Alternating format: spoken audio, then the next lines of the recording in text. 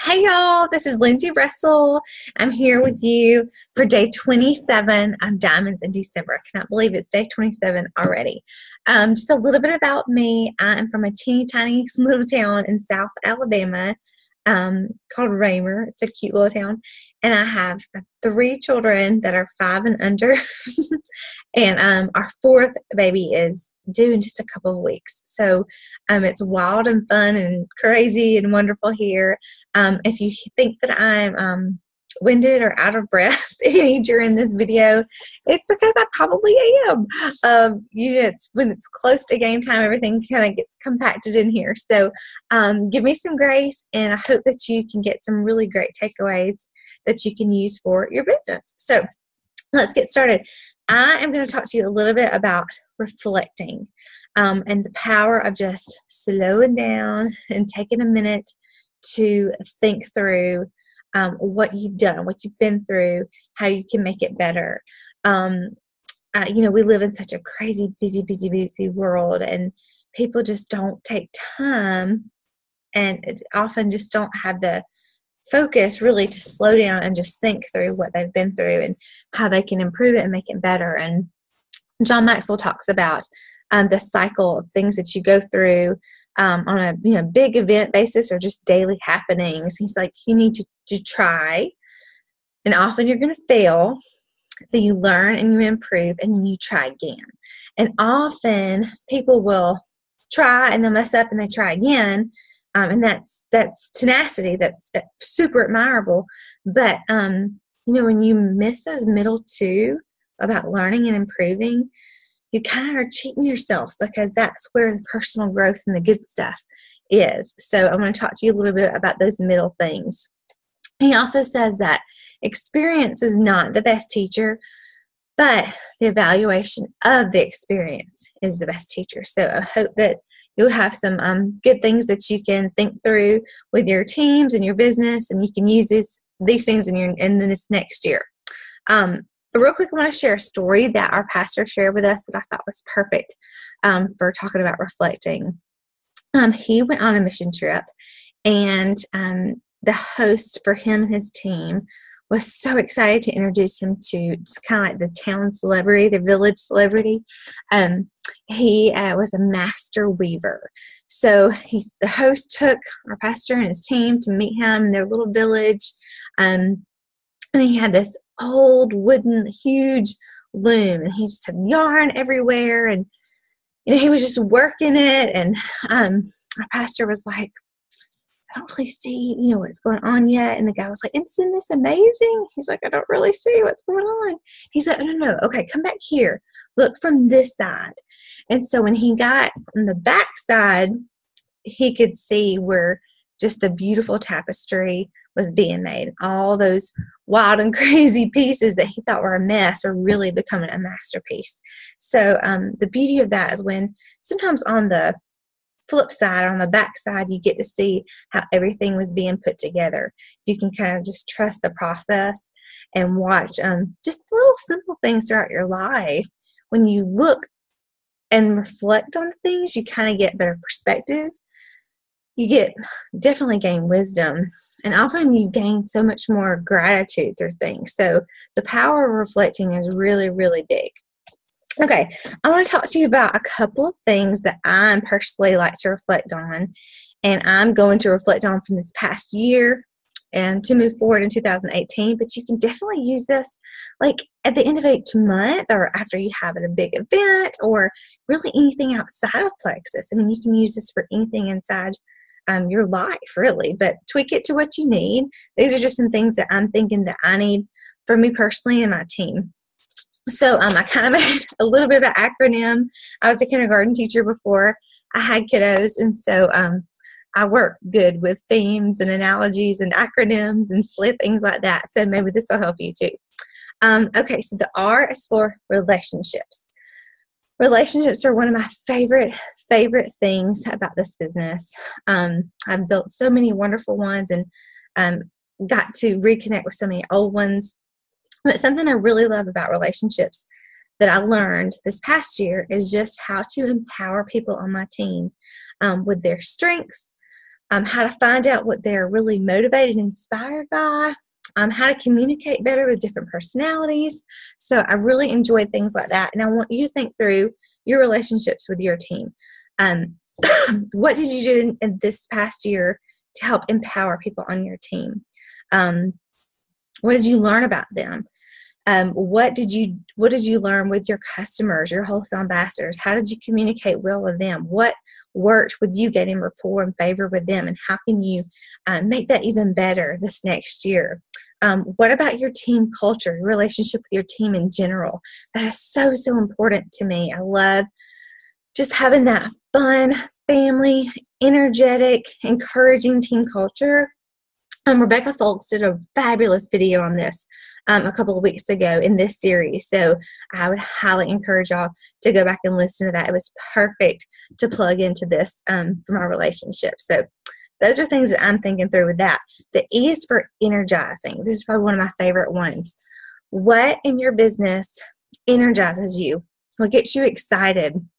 Because we know that excitement is contagious and that creates momentum. So what did you do in your business that really fueled your fire?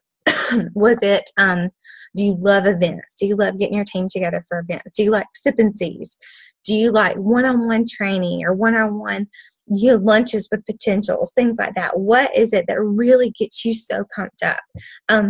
For me, I love just like dinners with my team or lunches, just to spend time together, either in a small group or one-on-one, and definitely have some intentional business conversations, but really just getting to know them and getting to ask them questions and learn about them. I love that.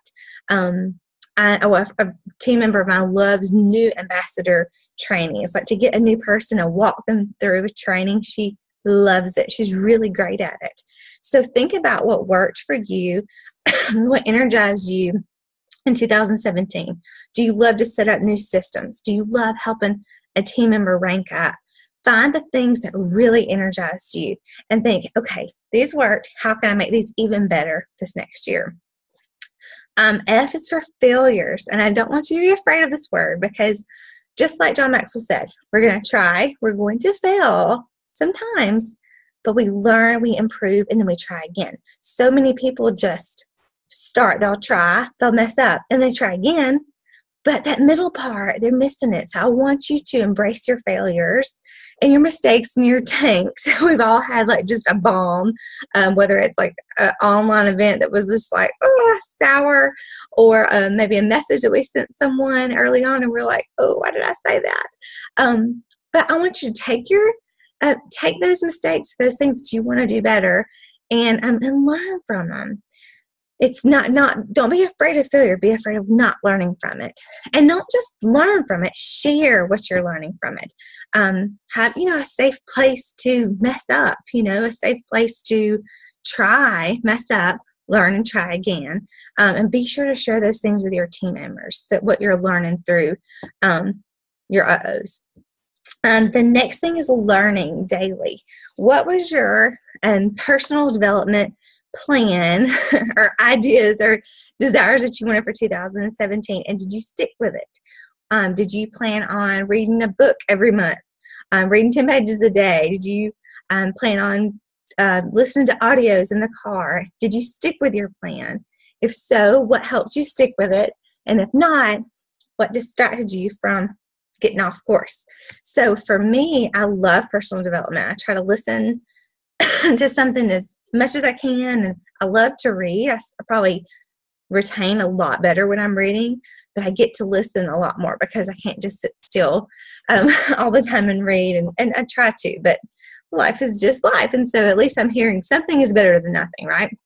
But I learn best with a group of people. That's something I've just learned about myself. I can have all these plans and have all this, laid out, all these books I want to read, but I just do better with a group of people. I like the accountability. I like the camaraderie. I like sharing ideas with each other. So for me, personal growth is best with a group. I'm not sure what you learned the most of this year, but write it down. Make a note of that. Think through, okay, what did I learn the most of? How did I learn the best this year? Make a note of that and figure out, okay, how can I implement this next year? And how can I make it even better? Okay, the next one is expressing yourself. And this is not just on social media, not just what your social media presence is, but this is in person. How are you portraying yourself in person? Are you being a product of the product? Do you have a positive attitude with people? Are you a person when you meet someone, are you doing all the talking? Are you asking questions and getting to know them? Are you growing and being an influencer and trying to find favor with others by, being just a good listener and taking note of people and learning people's personalities and how just social skills, like how are you expressing yourself? What is your presence like on social media? Are you kind of hiding behind just posting something random with Plexus every day? Or are you being intentional about your time on social media? What are you branding yourself? What do you want people to know about you when they see you on social media? Are you sticking to just, like I said, just posting something just to post? Or are you being really, really thoughtful and how to get your whole brand in a box, so to speak? So I want you to think about how you express yourself and how do you think people see you in person and on social media, and what you really want people to see about you and how you can implement that this next year. The next one is C, for contacts and connections. And I can't talk about reflecting without talking about IPA, right? I want you to think about what was your consistent contact and connection time like? Were you consistent with your 531? When you were, what was fueling that? If you weren't, why weren't you? What was distracting you? What was your system? Was your system something you could easily take with you? Was your system something that was just kind of hard to keep up with? For me, I just do better with pen and paper. I've tried a million different things, but pen and paper is what works best for me. Just writing stuff down, having it ahead of time, even written down. And when I treated my business like a business instead of just playing Plexus, treating it like a hobby, when I really got serious and treated it like a business and had a thought out plan, I just did so much better. And the next one is T for time. And this kind of ties in a little bit with that contacts and connections and being consistent, because you are in charge of your time, okay? Your time is your most precious gift. You can either spend it or you can invest it. And Carissa Casey had a fabulous video in the series too. I cannot remember the name of it, but it was about discipline. And I'm not sure what day it was, but please go back and watch that. If you've ever struggled with time management, being consistent, you've got to go back and watch that, because I can give you a million different, time management tips that might work for you. Like I said, writing things down for me, or a timer works great for me. But you've got to have that discipline behind it to realize what you're doing with your time really does count, and you're in charge of that time. So I want you to look at your time with your business and think, okay, when I do this activity, am I just spending time, or is this an investment of my time, right?